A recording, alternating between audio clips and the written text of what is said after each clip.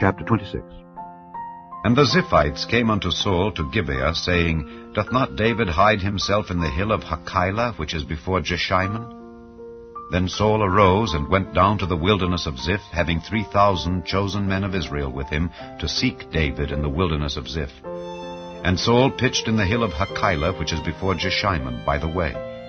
But David abode in the wilderness, and he saw that Saul came after him into the wilderness. David therefore sent out spies, and understood that Saul was come in very deed. And David arose and came to the place where Saul had pitched. And David beheld the place where Saul lay, and Abner the son of Ner, the captain of his host. And Saul lay in the trench, and the people pitched round about him. Then answered David and said to Ahimelech the Hittite, and to Abishai the son of Zeruiah, brother to Joab, saying, Who will go down with me to Saul to the camp? And Abishai said, I will go down with thee. So David and Abishai came to the people by night. And behold, Saul lay sleeping within the trench, and his spear stuck in the ground at his bolster. But Abner and the people lay round about him. Then said Abishai to David, God hath delivered thine enemy into thine hand this day. Now therefore let me smite him, I pray thee, with the spear, even to the earth at once, and I will not smite him the second time.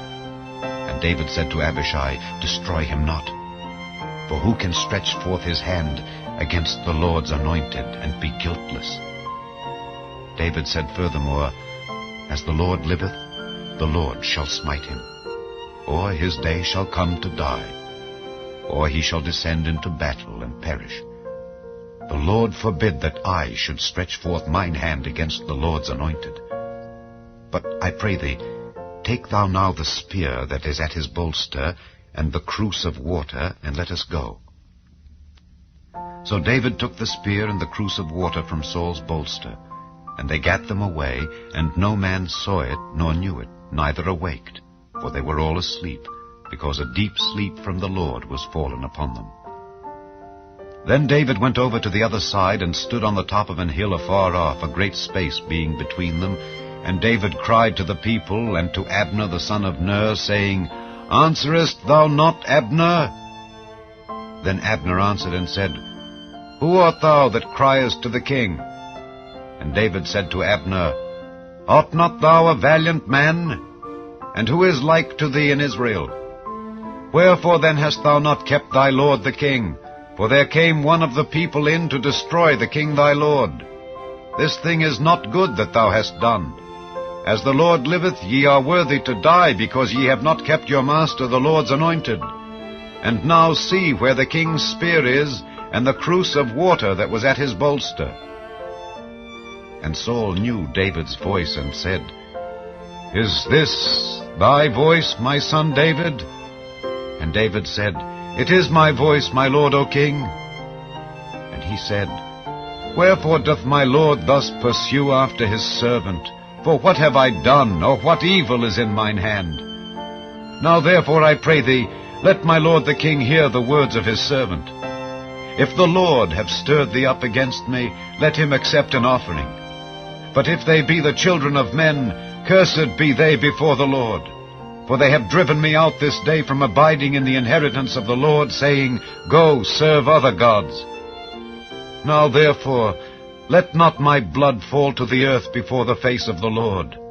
For the king of Israel is come out to seek a flea, as when one doth hunt a partridge in the mountains. Then said Saul, I have sinned. Return, my son David, for I will no more do thee harm, because my soul was precious in thine eyes this day.